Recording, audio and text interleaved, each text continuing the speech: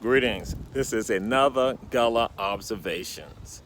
And last night we had a momentous occasion last night, the inauguration of the city council here in Savannah and also the mayor.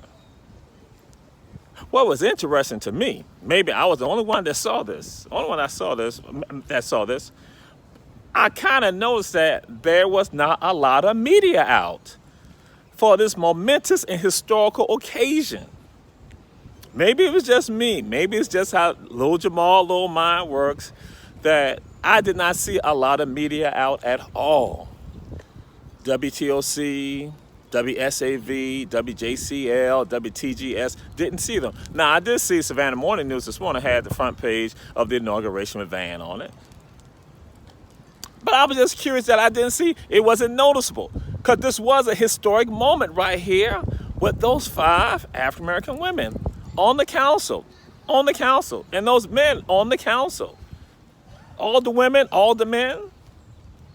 But the media is not there. And then what I did, I looked at the news, and then I saw that they focus on Tybee Island, the new mayor of Tybee Island. Focused on her.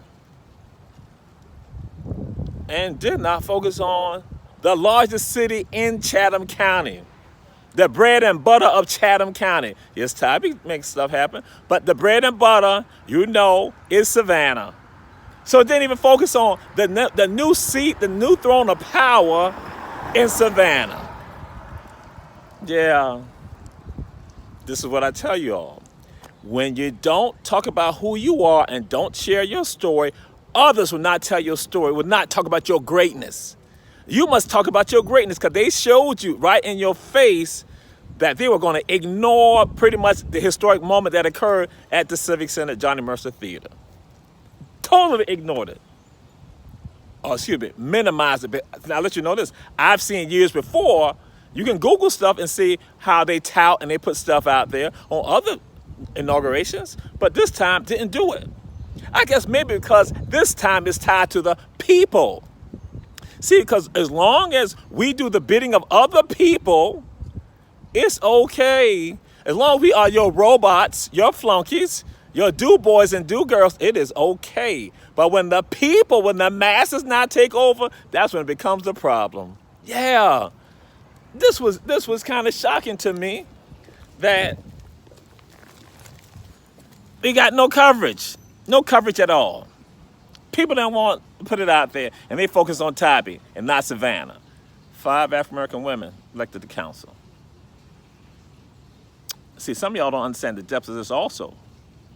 That in Savannah, there's been this black elite in Savannah. We're going to discuss this in another video. This black elite that has played along with other people who've been trying to maintain a certain system here. They say that they haven't, but they have. Because they allow certain things to go on, and they say, they took this, we're not gonna push it. That's what they say, or they modify as they get older. Now, here go the deal. There is a absolute changing of the guard that's here in Savannah, Chatham County, Georgia, that some people are gonna try to make sure it doesn't happen like that. Because what's going on is that those people elected to council last night, the homegrown, I gotta let you know, they are homegrown people, homegrown. They're from it. The bulk of them are from here.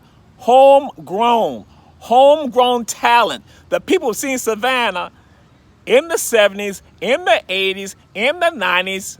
Yes, they know Savannah. Their families have been here for decades. Families still in some of the same neighborhoods. They are homegrown talent, stars, intellectual giants. They have intellectual capital, homegrown intellectual capital. And guess what was going on? Prior leadership, they came up in the segregated school systems here. They came up in the segregated Savannah. This is the first class in mass. In mass, you hear what I'm saying? In mass. This is the first class, the first group of those coming out of desegregation, who are grown up in desegregated Savannah. Yeah. Ooh, you don't understand. That's power right there. This is the first class to come out of desegregation. This is the first group who have gone to desegregated schools, who had more of an opportunity to live in different communities. This is the first group of them. And they're now in positions of power. So you see, their mindset is going to be different than those who come from the time of segregation, who just want to get along. These are the people who now understand the true American dream, the true American prosperity for all, the true justice for all. That's what they understand. This is the first group of them. Now, let me share this with you.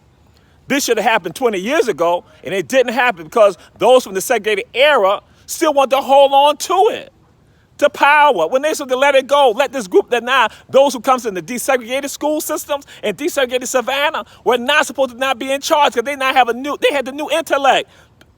Remember I say intellectual capacity or capital? They got the intellectual capital to not deal with the society of today. They're not coming from 1950s, 1960s. There's nothing wrong with that. 1940s, nothing wrong with that. But we evolved. And so we stunted our evolution. We retarded our evolution. So finally, when you saw those people from Savannah High, I messed with them from about Savannah High.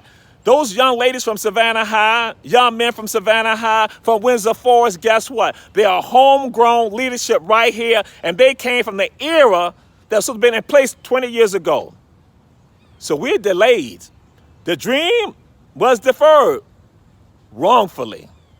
And so finally we got a piece of the dream right now. And guess what should be happening right now? We should have those people in their 30s, and their 20s now being groomed to not take on the mantle of leadership in the city of Savannah and Chatham County right now.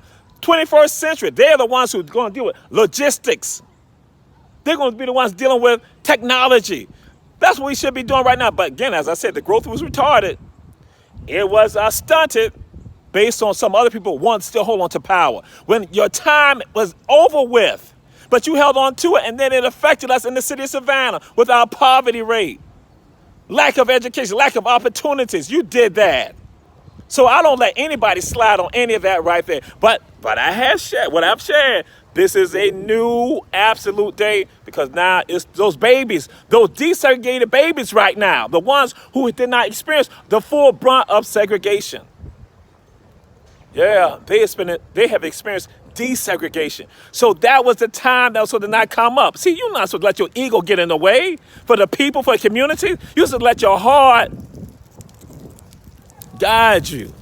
So let your intelligence guide you to say, I need to groom others to come along after me, and I should not be here long.